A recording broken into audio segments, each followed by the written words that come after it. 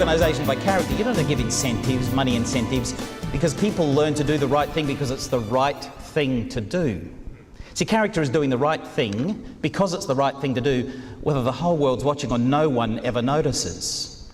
After you instill that into your organisation, your gardeners, your grave diggers, your Microsoft Word operators, your dog catchers, your councillors, your executives, your office workers, get the idea that yours is an organisation of character. You know, South Australia is busting, absolutely busting for one council to stand up and say, we will have the slogan, a council of character, a community of character.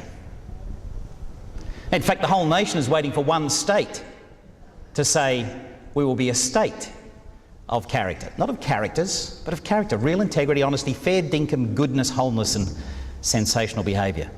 See, some people do just get enough to get by, others do more than enough. In fact, a couple of those were, the reason I wanted to do the $50 note was to just almost finish. I have two things to do. I've got an award to give in a moment.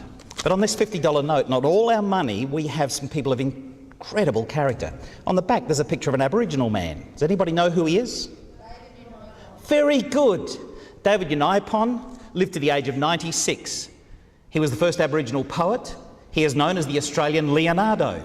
He was the first Aboriginal published storyteller. He was a preacher. He was a colporteur. He was turfed out of many pubs and hotels simply because he was black, but it didn't stop him from going around Australia doing the right thing because it was the right thing to do. A most creative genius of a man from the Raukan community down on Point Macleay, or at Raukan. And on the other side is one of the most remarkable women, and I challenge you, why not make this beautiful woman your patron of the Women's Association? She is the most sensational woman I think that Australia has ever seen, one of the great women of the world. Her name is Edith Cowan, after whom, of course, the Cowan University is named. And Edith Cowan's father was hanged for murdering Edith's stepmother when she was 14. Edith Cowan could have turned to the street, she could have turned to the way of the wayward girls, she could have gone to drink, she could have done anything, but she studied, she worked hard, she married the local police prosecutor, and while she was married to him, she noticed that Aboriginals were being treated very poorly, children were being judged in the adult court, and women had absolutely no fair go when they were left destitute by their bum husbands. So she began a lifelong pursuit of benevolence, intentionally showing goodwill to others.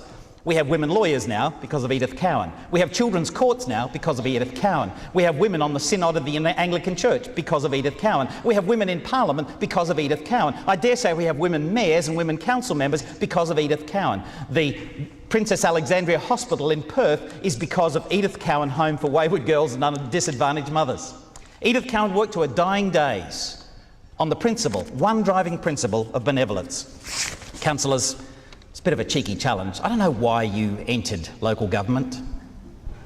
I hope it was to be like Edith Cowan, to be a person of immense character and a great example. I hope it was better than making sure the footy club gets a new dunny. Because I have seen councillors enter local government for that reason or something as trite alone, and you think, what a complete waste of time and space. You're in there now. I want to appeal to your sense of character, to your sense of conscience, and say, I can do some absolutely amazing good because I'm in a wonderful position to serve the people with character. Now, I nearly run out of